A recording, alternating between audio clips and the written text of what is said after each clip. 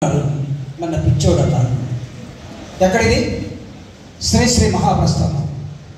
కళ్యాణరావు గారు, జి కళ్యాణరావు, విప్లవ రచయితల సంఘం నాయకులు, అంటరాని వసంతం అనే ఒక పుస్తకాన్ని ఇస్తూ జ్ఞాపకం గతం కాదు అంటాడు. జ్ఞాపకం గతం కాకపోతే నాకు ఈ నవలంతా చదివిన తర్వాత ఇది మన గురించి రాసిన నవలే.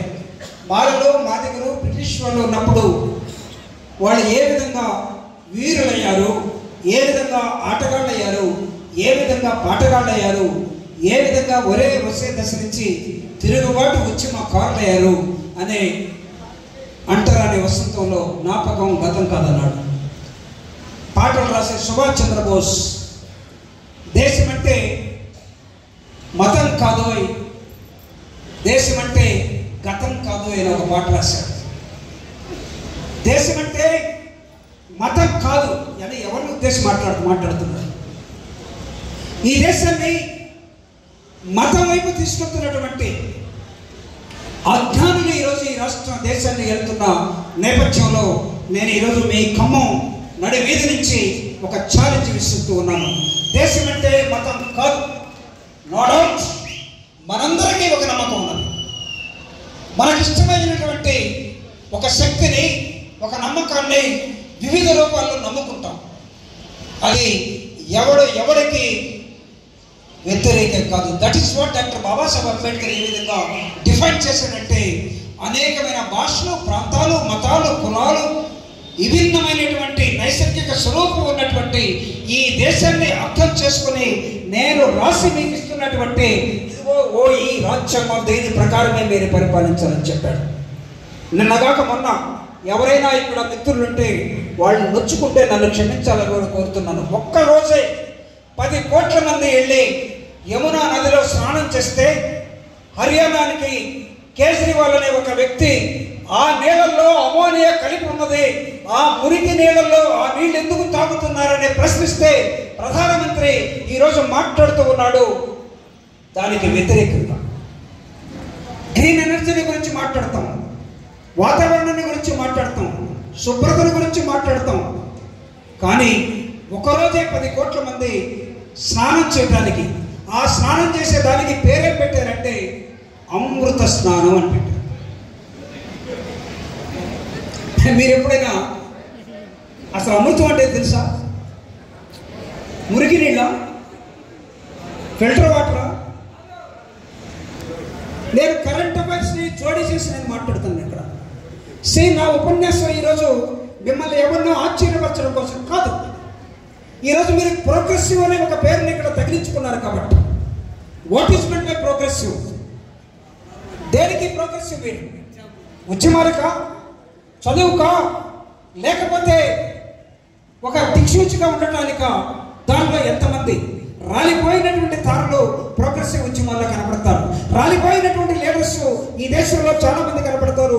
దానిలో ఒక ఉదాహరణగా చెప్పుకోవచ్చు మనం సీతారామ యేచూరిని ఒక గొప్ప పార్లమెంటేరియన్గా, ఒక ఉద్యమం నుంచి వచ్చినటువంటి ఒక నాయకుడుగా చెప్తాం. చంద్రబాబు నాయుడు గారు వచ్చిన తర్వాత ఈ రాష్ట్రంలో కానీ, కమాండ్ రాష్ట్రంలో కానీ విద్యార్థి ఉద్యమాలు ఉండడానికి వీల్లేదు, ట్రేడ్ యూనియన్ ఉద్యమాలు ఉండడానికి వీల్లేదు, కార్మిక ఉద్యమాలు ఉండడానికి వీల్లేదు, రైతు ఉద్యమాలు ఉండడానికి వీల్లేదు. వీటన్నిటినీ వీలైతే నరికేసేయండి అని చెప్పేశాడు. ఇప్పటికీ నరికేసి పాత్ర పెట్టేశాడు.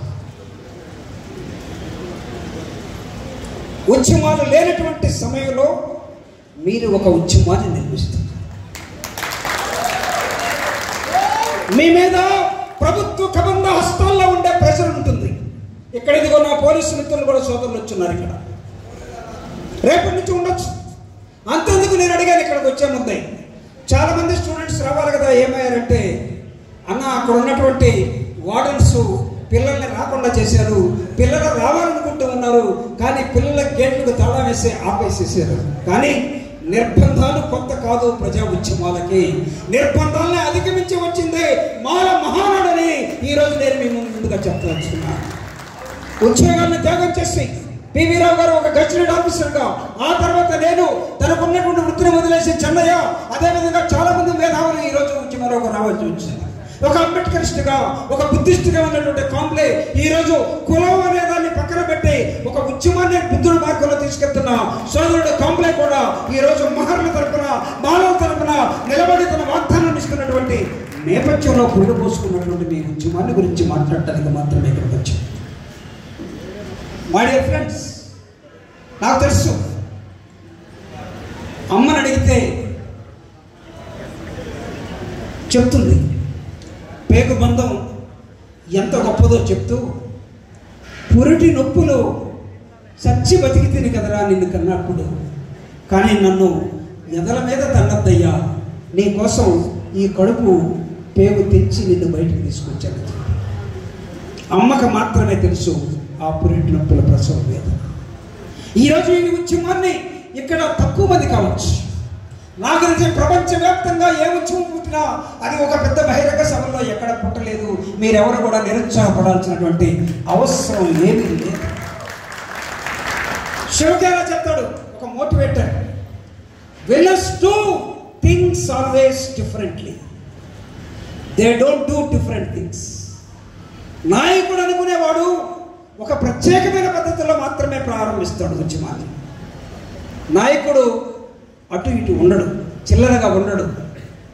Winners do things always differently. నాకు తెలిసి ఖమ్మంలో రెసిడెన్షియల్ స్కూల్లో, లేకపోతే సోషల్ వెల్ఫేర్ స్కూల్లో, లేకపోతే మేనేజ్మెంట్ స్కూల్లో చదివినటువంటి ఉద్యోగాల్లో ఉన్నటువంటి కొంతమంది పిడికిడి మంది విద్యార్థుల మెదడు నుంచి వచ్చినటువంటి ఒక పుట్టుక మాత్రమే ఈ మాల ప్రోగ్రెసివ్ విద్యార్థి ఉద్యమం నేను భావిస్తాను.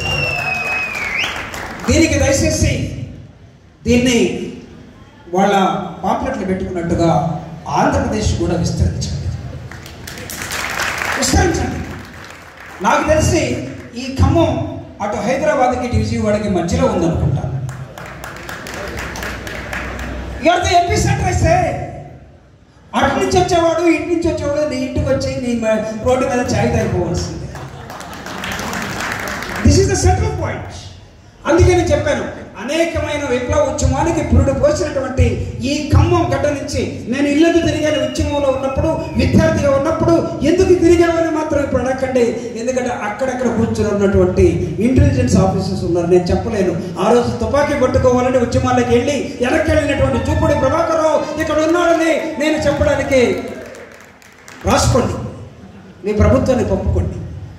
ఒకవేళ మీ ప్రభుత్వంలో ఉన్న రేవంత్ రెడ్డి గారు కూడా నా కలిగే 2007 నుంచి 2009 దాకా నాతో ఎమ్మెల్సీగా ఇద్దరం ఒక చోట ఉండి మాట్లాడేటప్పుడు అతను ఎంత స్పీడ్గా మాట్లాడగలను, నాయన అంతకన్నా స్పీడ్గా మాట్లాడగలను.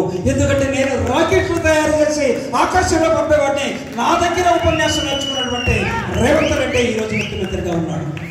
నన్ను అడిగాడు ఒకసారి డిబేట్లో మాట్లాడుతూ ఉంటే, నేను వైఎస్ఆర్ కాంగ్రెస్ పార్టీ తరఫున డిబేట్లకు వెళ్తే ఆ రోజు వైఎస్ఆర్ కాంగ్రెస్ పార్టీ పురుడు పంచుకోలేదు.